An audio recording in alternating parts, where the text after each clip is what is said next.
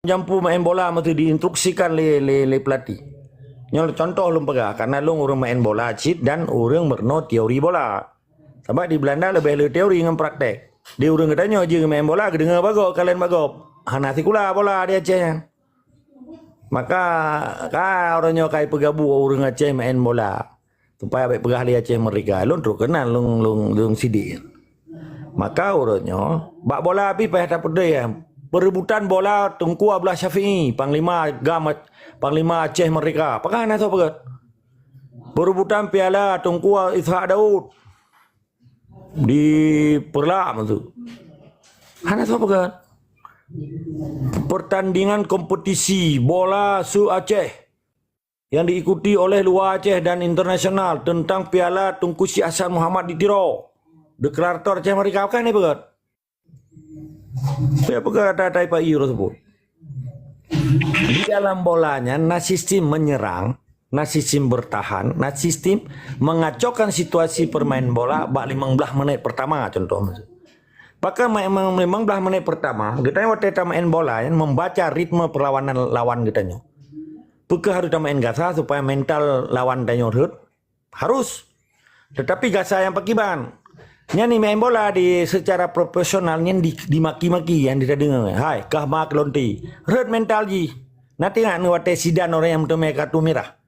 Wate piala di Perancis kan. Lawan antara Italia dengan Perancis. Nanti nggak?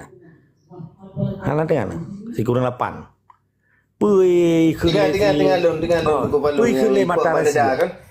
Pui ke mata razian ke si sidan. Hai, maka lonti ikut. Bengai sidan ditakak ngauleh kan, kena kartu merah talu lah. Yang terkenan pada pegak provokasi belum tak berjuang tu Aceh Merdeka.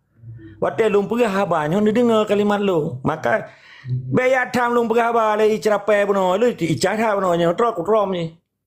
Ilong tam lung pegah haba. Pukul tipai, pukul berangkat so pegah je.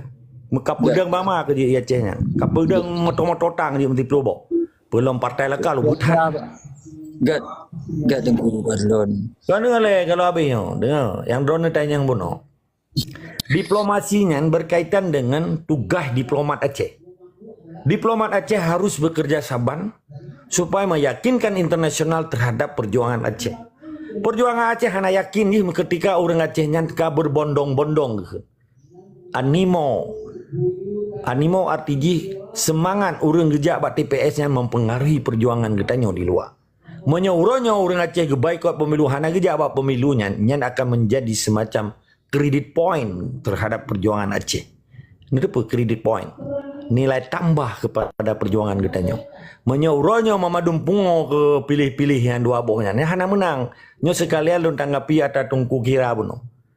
Nyan kelompok PA yang kandidat di Huranyo Mualim dengan Dik Pak Ikhanis Fadlullah ya, dari Gerindra. Nyan belah di Nasi Bustami bekas pegawai Jawa. Nasi Fahmi Royoganto almarhum. Nyan mandua talu yang balu yang menang Jawa. Bahkan dia hidup Jawa limang tundru.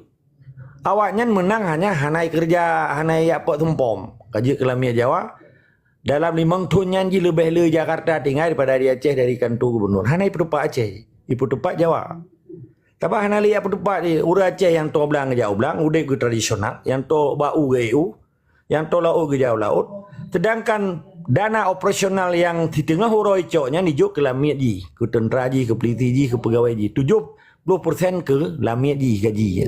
50% ji isi lihat jalan kai pabeh le kepala dinas yang pencuri banget tu ya. Urusan ke bangsa Aceh.